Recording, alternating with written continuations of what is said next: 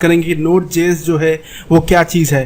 तो Node.js जो है ये आपका एक open source cross platform JavaScript run time environment है, जिसकी मदद से जो है आप जावास्क्रिप्ट का कोड जो है सर्वर साइड पे एग्जीक्यूट कर सकते हैं, या हम कह सकते हैं कि आप जावास्क्रिप्ट का जो कोड है अपने कंप्यूटर पे एग्जीक्यूट कर सकते हैं। यहाँ पे ओपन सोर्स का मतलब ये है कि Node.js जो है इसका जो सोर्स कोड है वो पब्लिकली अवेलेबल है, आप इसे देख सकते हैं, डाउनलोड कर सकते हैं। क्रॉस प्लेटफॉर्म का मतलब ये है कि Node.js जो है आपके किसी भी ऑपरेटिंग सिस्टम पे चल सकता है, जैसे कि आप चाहे तो उसे विंडोज पे चला सकते हैं, चाहे तो आप लाइनक्स पे चला सकते हो, चाहे तो आप एप्पल का जो मैक वाला ऑपरेटिंग सिस्टम आता है उस पर भी चला सकते हैं। अब हम लोग यहाँ पे बात करते हैं कि रन टाइम एनवायरनमेंट जो है ये क्या चीज होता है। तो मान लीजिए आपने जो एक सॉफ्टवेयर क्रिएट किया और वो सॉफ्टवेयर जो है आपने अपने एक दोस्त को दिया, और वो जो आपका जो दोस्त है वो अपने कंप्यूटर पर जो है आपका ये सॉफ्टवेयर रन करना चाहता है। तो इस सॉफ्टवेयर को रन करने के लिए जो है उसे एक और सॉफ्टवेयर की जरूरत होगी, जिसे हम लोग कहते हैं रन टाइम एनवायरनमेंट। तो रन टाइम एनवायरनमेंट कौन सा होगा ये डिपेंड करता है कि आपने जो सॉफ्टवेयर बनाया है उसको आपने कौन से प्रोग्रामिंग लैंग्वेज का यूज करके क्रिएट किया है। अगर आप लोगों ने जो है उसे जावा प्रोग्रामिंग लैंग्वेज का यूज करके जो है सॉफ्टवेयर को बनाया है, तो उस केस में जावा का रन टाइम एनवायरनमेंट आता है, जिसे हम लोग कहते हैं JRE, जावा रन टाइम एनवायरनमेंट। वो जो है आपके दोस्त के कंप्यूटर पे इंस्टॉल होना चाहिए, तभी जो है वो आपके सॉफ्टवेयर को जो है रन कर पाएगा। अगर मान लीजिए आपने इस सॉफ्टवेयर को जो है C# प्रोग्रामिंग लैंग्वेज का यूज करके बनाया है, तो उस केस में जो है C# प्रोग्रामिंग के लिए जो है .NET फ्रेमवर्क का जो है रन टाइम एनवायरनमेंट आता है, वो आपके दोस्त के कंप्यूटर पर इंस्टॉल होना चाहिए, तभी जो है वो आपके सॉफ्टवेयर को चला पाएगा। अगर मान लीजिए आपने जो इस सॉफ्टवेयर को जो है पाइथन प्रोग्रामिंग लैंग्वेज का यूज़ करके जो है क्रिएट किया है, तो पाइथन जो है आपके दोस्त के कंप्यूटर पर भी इंस्टॉल होना चाहिए, तभी जो है वो आपके इस वाले सॉफ्टवेयर को चला पाएगा। तो आपको यहाँ से एक बात समझ में आ जाएगा कि अगर आप अपने जावास्क्रिप्ट के कोड को जो है या एक जावास्क्रिप्ट के प्रोग्राम को अगर आपको जो है अपने कंप्यूटर पर एग्जीक्यूट करना है, तो आपको Node.js की जो है जरूरत पड़ेगी, और Node.js जो है आपका एक रन टाइम एनवायरनमेंट है। तब आपके मन में यहाँ पे एक सवाल उठेगा कि जावास्क्रिप्ट का कोड तो अभी तक हम लोग एग्जीक्यूट करते ही आ रहे हैं, हम लोग जावास्क्रिप्ट पर तो इतना वर्क करना है, तो अभी तक क्या होता है कि जावास्क्रिप्ट का जो कोड होता है वो आपके वेब ब्राउजर पे एग्जीक्यूट होता है, ना कि आपके कंप्यूटर पे। लेकिन आप Node.js का यूज करके जो है जावास्क्रिप्ट का जो प्रोग्राम है, जो कोड है, वो आप अपने कंप्यूटर पर जो है एग्जीक्यूट कर सकते हैं, और उसी की मदद से जो है आप सर्वर साइड जो है एप्लीकेशन डेवलप कर सकते हैं, डायनामिक वेबसाइट भी क्रिएट कर सकते हैं। तो अब हम लोग बात ये करते हैं कि जावास्क्रिप्ट का जो कोड होता है वेब ब्राउजर में कैसे एग्जीक्यूट होता है।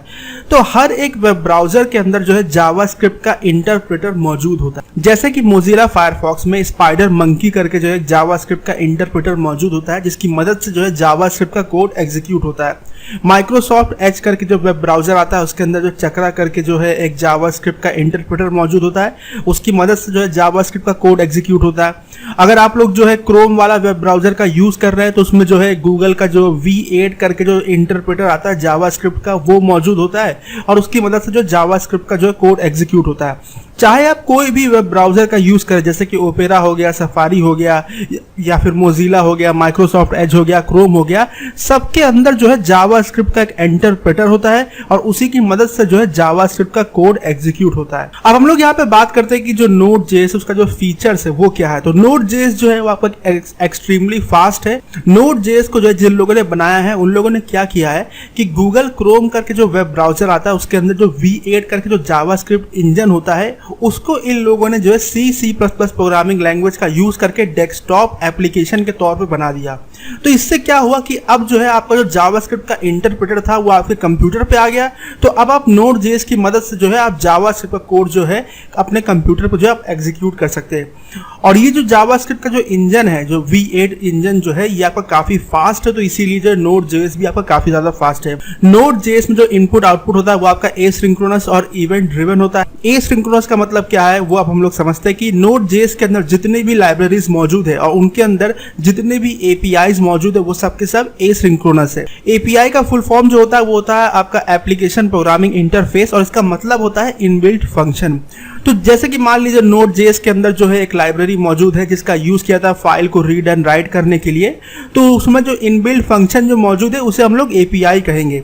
तो जितने भी API मौजूद है Node.js के लाइब्रेरी के अंदर वो सब के सब एसिंक्रोनस है। इसका मतलब क्या होता है अब हम लोग वो समझते हैं। तो Node.js में क्या होता है कि जब भी आप किसी इनबिल्ट फंक्शन को कॉल करते हैं, तो वो जो है फंक्शन को कॉल करने के बाद जो भी डेटा उससे रिटर्न में आने वाला होता है, Node.js उसके लिए वेट नहीं करता है, वो केवल फंक्शन को कॉल करता है, और उसके बाद फिर वो आगे बढ़ जाता है और फिर जो दूसरा एपीआई होगा, जो दूसरा इनबिल्ट फंक्शन होगा, उसे कॉल करेगा और सेम इसी तरीके से काम चलता रहता है। जब जो है फंक्शन को जो कॉल किया जाता है और जब उसका काम पूरा हो जाता है और जब वो एक डेटा रिटर्न में भेजता है तो वो Node.js को जो एक मैसेज भेजता है और Node.js जो इस मैसेज को देख के जो भी डेटा रिटर्न में आता है वो यूजर को आउटपुट में दिखा देता है। तो इसी प्रोसेस को जो है एसिंक्रोनस होना कहा जाता है। और Node.js में जितने भी इनबिल्ट फंक्शंस मौजूद है लाइब्रेरीज के अंदर, वो सबके सब आपके जो है एसिंक्रोनस है। उसके बाद जो Node.js है वो आपका सिंगल थ्रेडेड है, हाईली स्केलेबल है और Node.js जो है कोई बफरिंग का यूज नहीं करता है।